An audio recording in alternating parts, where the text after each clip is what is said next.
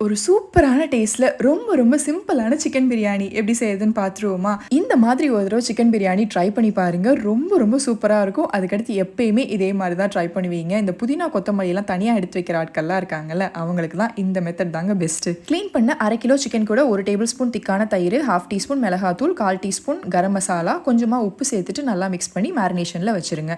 ஒரு மிக்சர் ஜார்ல கைப்பிடி அளவுக்கு கொத்தமல்லி, புதினா, ஒரு முழு பூண்டை நான் தோலோடையே சேர்த்திருக்கேன். 2, 3 பீஸ் இஞ்சி, கொஞ்சமா வெங்காயம், ஒரு பச்சை மிளகாய் சேர்த்து தண்ணி விட்டு நல்லா ஃபைனா அரைச்சு வச்சுக்கோங்க. ஒரு பாத்திரத்துல 1 டேபிள் ஸ்பூன் எண்ணெய், 1/2 டேபிள் ஸ்பூன் நெய், பிரியாணி ஸ்பைசஸ் எல்லாம் சேர்த்துட்டு 3 பெரிய வெங்காயத்தை நீல வாக்குல கட் பண்ணி ஆட் பண்ணிட்டு 1/2 டீஸ்பூன் உப்பு சேர்த்து நல்லா வதக்கி விட்டுக்கோங்க. கண்டிப்பா வெங்காயம் இந்த அளவுக்கு வதங்கி வரணும், அப்பதான் டேஸ்ட் நல்லா இருக்கும். இந்த ஸ்டேஜ்ல ஒரு மீடியம் சைஸ் தக்காளி, அரைச்ச மசாலா, 1 டீஸ்பூன் திக்கான தயிர், 1/4 டேபிள் ஸ்பூன் மிளகாத்தூள், 1 டேபிள் ஸ்பூன் மல்லித்தூள், 1 டீஸ்பூன் கரம் மசாலா சேர்த்துட்டு நல்லா மிக்ஸ் பண்ணி விட்டுட்டு எண்ணெய் பிரிஞ்சு வர வரைக்கும் வேக விடுங்க.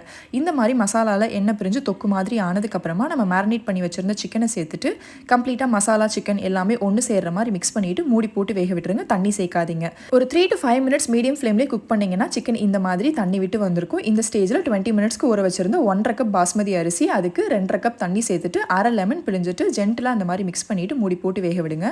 அரிசியும் தண்ணியும் ஒரே லெவலுக்கு வந்ததுக்கப்புறமா 1 டீஸ்பூன் நெய் சேர்த்துட்டு ஜென்டலாக அரிசி அந்த மாதிரி மிக்ஸ் பண்ணி லெவல் பண்ணிட்டு வீணாக போன தோசைக்கல்லை ஹீட் பண்ணி அதுக்கு மேலே பிரியாணி பாத்திரம் வச்சு மேலே ஒரு வெயிட்டும் வச்சுட்டு ஒரு 10 to 15 மினிட்ஸ்க்கு லோ ஃப்ளேமில் தம் வச்சிங்கன்னா சூப்பரான பிரியாணி ரெடி ஆயிரும். வேற லெவல் டேஸ்ட்டாக இருக்கும். ட்ரை பண்ணி பாருங்கள்.